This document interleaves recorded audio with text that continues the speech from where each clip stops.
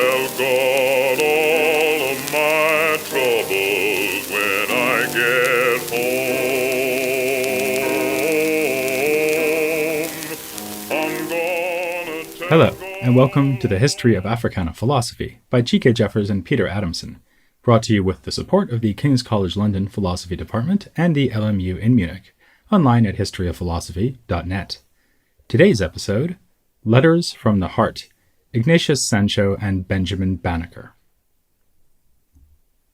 In the British parliamentary election of 1774, a whopping 100% of the black vote went to Earl Percy and Lord Thomas Pelham Clinton, who claimed the two seats in Parliament representing the important constituency of Westminster.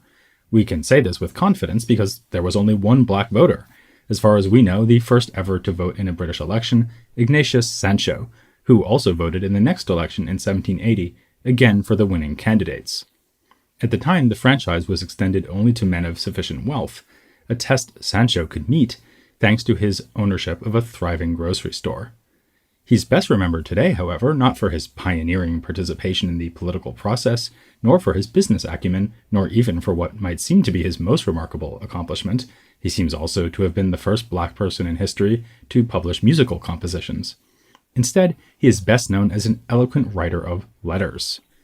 2 years after his death in December of 1780, a woman named Frances Crewe edited and published a book entitled Letters of the Late Ignatius Sancho, an African, the proceeds of which went to Sancho's widow. It established him as a literary celebrity, comparable in fame to Phyllis Wheatley. Another black exponent of the epistolary art in the 18th century was Benjamin Banneker. His name is also remembered, but not so much for writing letters. Every year, especially during Black History Month, children learn about Banneker as an early American scientific genius, an astronomer who published almanacs, an ingenious clockmaker, and a surveyor involved in the creation of his nation's capital, Washington, D.C. As remarkable as all this is, Banneker is most important for our purposes because of a letter he sent in 1791 to Thomas Jefferson, who was at that point Secretary of State. In this letter, and some of those written by Sancho, we find philosophical reflections on the role of emotion and imagination in the stimulation of social change and the pursuit of justice. We will begin by discussing Sancho, whose early life illustrates the horrors of the slave trade. He is said to have been born in 1729, not in Africa, nor in the Americas, nor in his eventual beloved home, Great Britain, but rather on a slave ship crossing the Atlantic Ocean. The ship arrived at Cartagena, in present-day Colombia, where the infant boy's mother died of illness and his father committed suicide. This is where he was baptized and given the name Ignatius. As a 2-year-old orphan, he was brought to England and given to 3 sisters who apparently wanted him to be nothing more than an ignorant slave. They are the ones who gave him the name Sancho, after Sancho Panza from Don Quixote. Sancho's fortunes turned when he met John, the Duke of Montague, who had previously befriended and assisted Job ben Solomon, mentioned in episode 32. After the Duke's death, Sancho sought to live with his widow, the Duchess, but was at first rebuffed. At this low point, he reportedly considered committing suicide like his father before him, but then the Duchess reconsidered her position and took him on as a butler.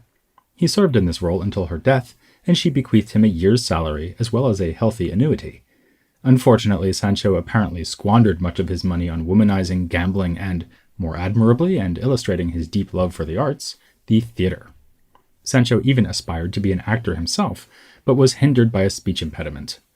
In 1758, he married Anne Osborne, a black woman from the Caribbean, and the pressures of a growing family made employment a necessity. Sancho, therefore, served as personal valet to the late Duke and Duchess's son-in-law, and his earliest known musical compositions date to this time. By 1773, though, he had to give up this position because of health problems relating to his weight and gout. Fortunately, his ability to handle money had by now improved, and he was able to make the transition from his career in service to the role of entrepreneur, opening the grocery store that kept him busy for the rest of his life. Being a grocer suited Sancho's difficulties with physical mobility, which may also help explain his prolific writing of letters to many friends in and around London. He wrote to people like William Stevenson, a printer, bookseller, and banker, Margaret Coxedge, possibly a governess to Frances Crewe, who edited Sancho's letters, and John Mayhew, a visual artist who received patronage from Sancho. His most famous correspondent, however, was the great British novelist Laurence Sterne, author of The Life and Opinions of Tristram Shandy. In a letter of July 21st, 1766, he praised Sterne for the brilliance of his fiction and pressed him to work his opposition to slavery into his novels. Sterne wrote back with gratitude and said that, as it happens, he had just been working on a tender-hearted tale of a black girl that suffered under slavery. When Sterne's letters were posthumously published in 1775, this gave Sancho his first taste of fame, and put him on display as an articulate champion of the value of sentimentality in art. In his message to Sterne, he begins by identifying himself as black, and stating how unlucky he was to spend the first part of his life in a household that enforced his ignorance as a means of securing his obedience. Yet he learned to read and write nonetheless, and says that in adulthood his chief pleasure has been in books. This may remind us of the trope of the talking book in slave narratives and other 18th century black literature. Sancho too points to the power of the written word, and how it was withheld from him as a form of oppression, which then served to make his later mastery of it a central component and symbol of his freedom. In the letter, Sancho goes on to say, "Philanthropy I adore," and confess how much he appreciates the character of Uncle Toby in Tristram Shandy, famously portrayed as unwilling to hurt a fly. Sancho declares he would walk 10 miles in summer heat just to shake Uncle Toby's hand, which is probably about 9 miles more than most of us would walk to shake anyone's hand. This show of devotion to a fictional character sets up Sancho's recommendation that Sterne incorporate anti-slavery views into his fictional work.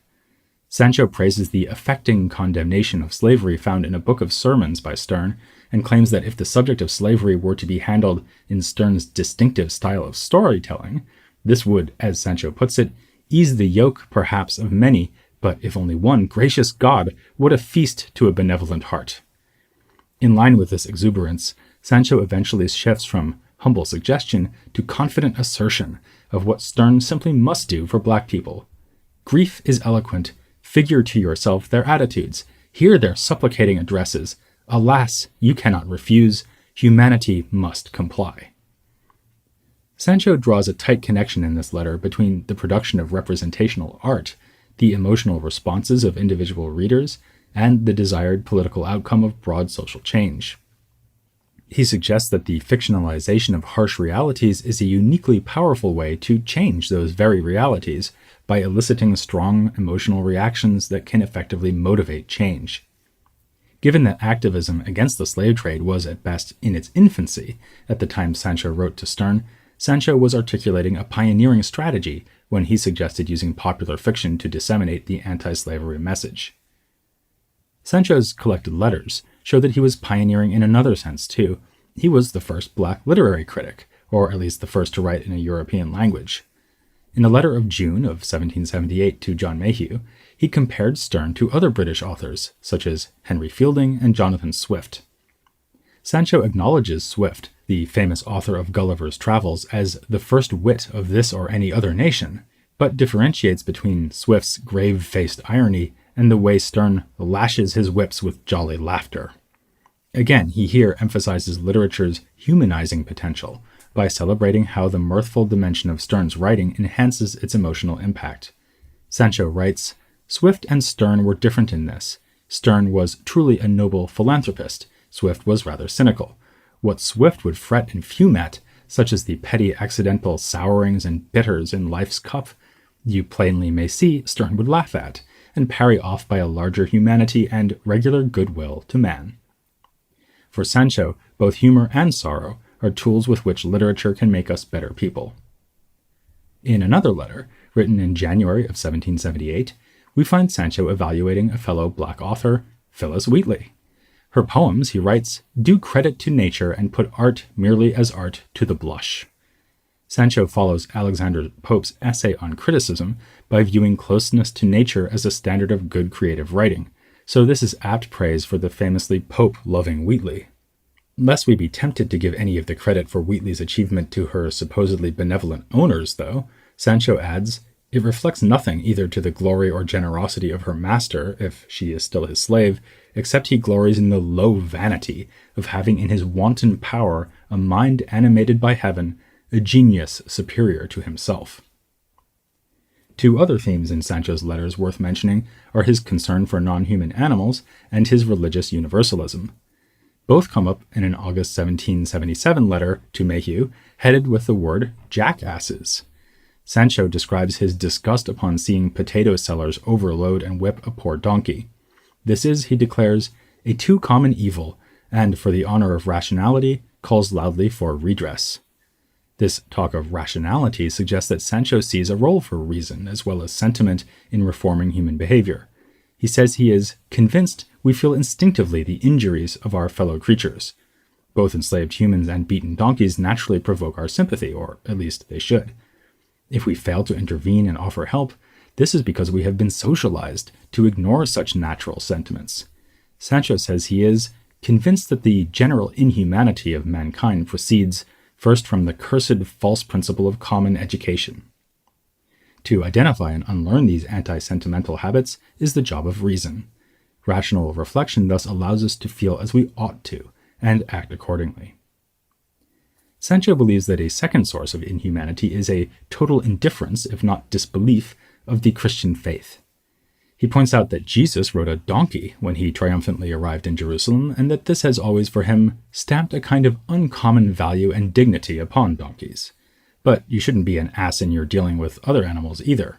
Rather, he says, a heart and mind impressed with a firm belief of the Christian tenets must of course exercise itself in a constant, uniform, general philanthropy.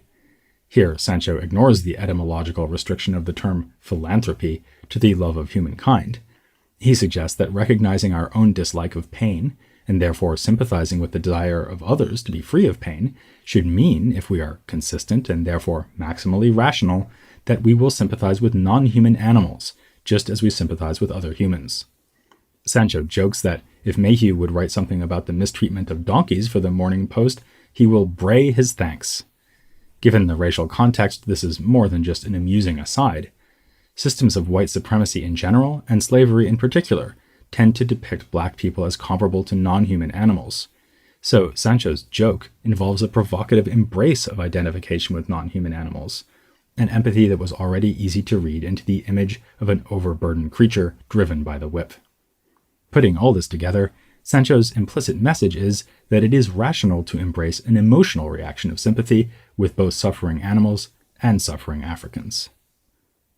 After a few more quotidian yet revealing details, Mrs. Sancho wants to send Mayhew some tamarinds, and Sancho just took one of his daughters to see a famous actor friend play Falstaff in Shakespeare's Henry IV, Part 1, the letter's final paragraph brings us once again into philosophical territory. Sancho writes, I am reading a little pamphlet which I much like. It favors an opinion which I have long indulged, which is the improbability of eternal damnation, a thought which almost petrifies one, and in my opinion derogatory to the fullness, glory, and benefit of the blessed expiation of the Son of the Most High God, who died for the sins of all, Jew, Turk, infidel, and heretic, fair, sallow, brown, tawny, black, and you and I, and every son and daughter of Adam.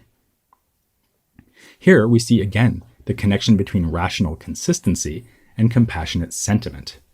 The damnation of non-Christians is inconsistent with Christianity, given the nature of divine goodness as Sancho understands it. This contrasts vividly with other black writers we have discussed, who were wedded to Calvinist forms of Christianity, according to which God saves whomever he chooses to save, with only believing Christians among the elect. Thomas Jefferson provides us with a link between Sancho and our other main character in this episode, Benjamin Banneker. Not that Sancho and Jefferson corresponded or had much in common politically. Sancho did not live to see the outcome of the Revolutionary War, but consistently celebrated any sign of British victory in his letters and fervently wished for peace in the form of an empire reunited. The connection is rather that Jefferson wrote about Sancho in his book, Notes on the State of Virginia, first published in 1785 while Jefferson was minister to France. For Jefferson, Sancho was the best possible example of a black intellect. This sounds like high praise, but it isn't. Jefferson discusses Sancho in the infamous part of Notes on the State of Virginia, in which he attempts a systematic argument for the natural inferiority of black people. The section forms a digression brought on by his proposal to emancipate all slaves in Virginia, followed by removing them from the state. Though he hypocritically owned hundreds of slaves throughout his entire life, Jefferson consistently took the position in his writings that slavery is a wrong that must be terminated.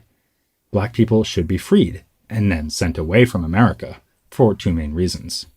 First, Jefferson expected lasting enmity between the emancipated slaves and their former masters, which could eventually result in a war of extermination. Second, he thought white people had an evident physical and intellectual superiority that would be undermined if proximity caused them regularly to procreate with black people. And again, Jefferson is famously hypocritical here, as he is known to have fathered 6 children with his slave, Sally Hemings. It is while arguing for the intellectual inferiority of black people that he comments on Phillis Wheatley, as we discussed in episode 33, and on Sancho. Though unwilling to admit that Wheatley was a true poet, he acknowledges some limited value in Sancho's letters in a passage that's worth quoting at length. Ignatius Sancho has approached nearer to merit in composition, yet his letters do more honor to the heart than the head. They breathe the purest effusions of friendship and general philanthropy, and show how great a degree of the latter may be compounded with strong religious zeal. He is often happy in the turn of his compliments, and his style is easy and familiar, except when he affects a Shandian fabrication of words. But his imagination is wild and extravagant, escapes incessantly from every restraint of reason and taste, and in the course of its vagaries leaves a tract of thought as incoherent and eccentric as is the course of a meteor through the sky. His subjects should often have led him to a process of sober reasoning, yet we find him always substituting sentiment for demonstration. Upon the whole, though, we admit him to the first place among those of his own color who have presented themselves to the public judgment, yet when we compare him with the writers of the race among whom he lived, and particularly with the epistolary class in which he has taken his own stand, we are compelled to enroll him at the bottom of the column. This criticism supposes the letters published under his name to be genuine, and to have received amendment from no other hand, points which would not be of easy investigation. There is much that is repulsive and grating in the dismissive tone Jefferson adopts here. Sancho proves the rule by being exceptional, the best ever black writer, yet still rather mediocre. Still, Jefferson's remarks are not without insight. He puts his finger on the question we too have highlighted of the proper relationship between sentiment and sober reasoning. Could it be that Sancho does not so much substitute sentiment for demonstration as reveal just how essential sentiment is to cogent reasoning about ethics and aesthetics? The correspondence between Banneker and Jefferson presses this same issue. Benjamin Banneker initiated this exchange as one between two men of science, and yet in his letter notably links scientific reasoning to the experience of tender emotion. Before we get into this, though, let's say something about Banneker's life. He was descended from an indentured servant from England, who, after becoming independent, bought but eventually freed and married one of her own slaves, a man named Banneker or Banneker, who had been an African prince before being abducted and transported across the Atlantic. Their daughter married another freed slave who had also been born in Africa. The eldest son of this union was Benjamin, who was born in 1731 and grew up helping on the family's tobacco farm. In his early 20s, a budding interest in all things scientific and mathematical led him to an impressive accomplishment. Someone lent him a pocket watch, and he took it apart. Once he understood its mechanism, he set himself the task of constructing a clock of his own. He succeeded, building a functioning clock almost completely out of wood, to the astonishment of those living near the family farm. Significant for Banneker's subsequent development was his relationship with George Ellicott, a wealthy young man who befriended Banneker and supplied him with books about astronomy and instruments, such as a telescope. Astronomy became his passion, and he eventually fulfilled his new ambition by producing an almanac. This required calculating the varying positions of celestial bodies over time in order to make predictions for the coming year concerning weather, tides, eclipses, and phases of the moon, and so on. Almanacs also regularly featured historical, literary, and philosophical tidbits meant to entertain and edify readers. While at work on his almanac, Banneker was chosen in 1791 by another member of the Ellicott family to help survey the land selected by President Washington for the construction of the new capital of the United States. Banneker's role included the use of a special clock made for making astronomical observations, thus combining his areas of expertise. The Georgetown Weekly Ledger reported on Banneker's participation, writing that Ellicott was attended by Benjamin Banneker, an Ethiopian, whose abilities as a surveyor and an astronomer clearly prove that Mr. Jefferson's concluding that race of men were void of mental endowments was without foundation. This brings us back to Banneker's letter to Jefferson, sent that same year. As one biographer has written, 1791 was truly his annus mirabilis, his year of wonders, when the survey of the federal territory was carried out and his first almanac was published. In August of that year, Banneker sent an advance copy of the almanac to Jefferson, accompanied by this remarkable letter. Unlike that newspaper columnist, Banneker makes no reference to Jefferson's Notes on the State of Virginia. He may even have been unfamiliar with Jefferson's views on black inferiority, because he wrote, "I suppose it is a truth too well attested to you to need a proof here, that we are a race of beings who have long labored under the abuse and censure of the world, that we have long been looked upon with an eye of contempt, and that we have long been considered rather as brutish than human, and scarcely capable of mental endowments. Sir, I hope I may safely admit, in consequence of that report which hath reached me, that you are a man far less inflexible in sentiments of this nature than many others, that you are measurably friendly and well disposed toward us, and that you are willing and ready to lend your aid and assistance to our relief from those many distresses and numerous calamities to which we are reduced." But in fact, we need not assume that Banneker was simply ignorant of that notorious section in the Notes. Jefferson's heinous conclusion there had been framed in the hesitant language of the experimental method. "I advance it therefore as a suspicion only that the blacks, whether originally a distinct race or made distinct by time and circumstances, are inferior to the whites in the endowments both of body and mind." Banneker appeals to this Jefferson, the one who likes to think of himself as a man of science, one who is less inflexible. Such a man can and should let the facts overwhelm his prejudice. Banneker also appeals to Jefferson as the author of the Declaration of Independence, which speaks of God-given inalienable rights, and also the author of those parts of the Notes on Virginia that are critical of slavery. "Indeed, I tremble for my country when I reflect that God is just." Banneker expects Jefferson to agree that the Creator hath not only made us all of one flesh, but hath also without partiality afforded us all the same sensations, and endowed us all with the same faculties. That allusion to universal human sensations brings us back to the question of emotion and reason.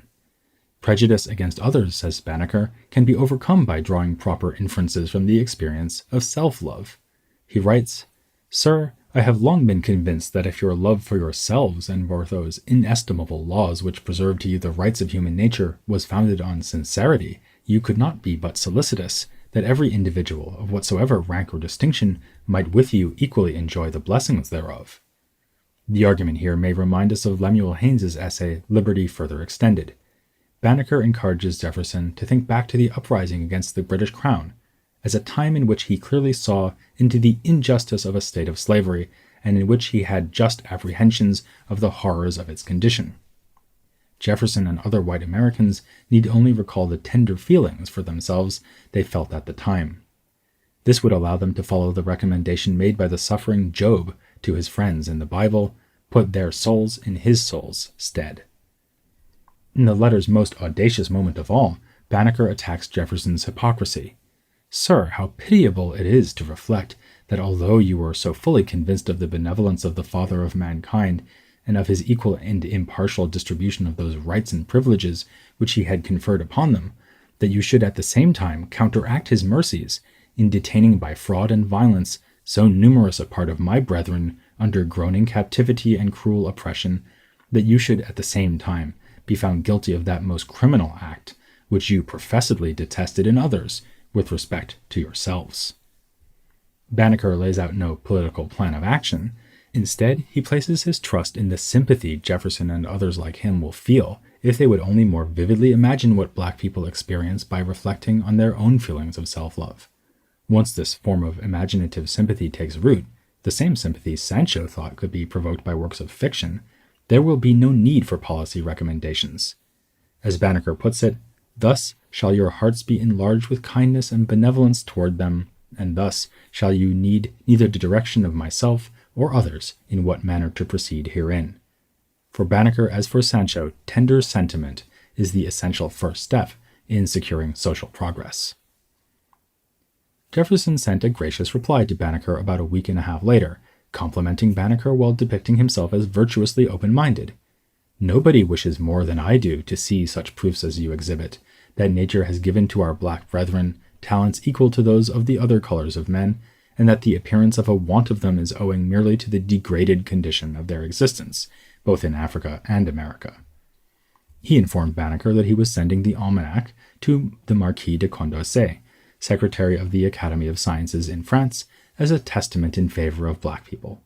And in fact, his letter to Condorcet, which also survives, describes Banneker as a very respectable mathematician. Jefferson also indulges in a bit of exaggeration by taking credit for procuring Banneker's services in the surveying of the new capital. Almost 2 decades later, though, he sang a different tune. Writing to his friend Joel Barlow, Jefferson suggested he always had a low opinion of Banneker, writing, "We know he had spherical trigonometry enough to make almanacs, but not without the suspicion of aid from Ellicott, who was his neighbor and friend, and never missed an opportunity of puffing him. I have had a long letter from Banneker which shows him to have had a mind of very common stature indeed." Ultimately, then, Jefferson's belief in black inferiority was harder to shake than the hand of someone 10 miles away. Yet, after his death in 1806, Banneker was remembered as a scientific genius, the likes of whom the Africana tradition had not seen since Imhotep, who we discussed in episode 4. To be fair, his accomplishments are often greatly exaggerated. He's been credited not merely with building a wooden clock from scratch, but with inventing America's first clock. Not merely with being a mainly self-taught astronomer, but with being the first American astronomer. Not merely with publishing the 6 almanacs he published for the years 1792 to 1797, but with being the first in America to publish an almanac at all. He didn't just assist in surveying the land that became Washington, D.C., but supposedly designed the city himself. But such embellishments are unnecessary. As Silvio Bedini, author of the most authoritative and credible biography on Banneker, has said, Banneker's attainments, which were impressive and substantial, should be truthfully reported and evaluated, and his philosophy should be properly understood, in order that it may serve as an example to others. We concur, and would note for anyone out there looking for a nice research project that little attention has been paid to the philosophical thoughts Banneker included in his almanacs. On our own calendar, 2 weeks from today, is a trip back across the ocean to Sancho's London, or rather the London of those Afro-British writers who came after him in the 1780s. The 2 most important such writers, Olaudah Equiano and Kobna Ottobah Cugoano, were friends and helped to lead a larger group of pioneering black activists known as the Sons of Africa. So mark that in your almanac with bold letters, and make sure you don't miss the next installment of The History of Africana Philosophy. I'm gonna tell him I had hard trials. Tell him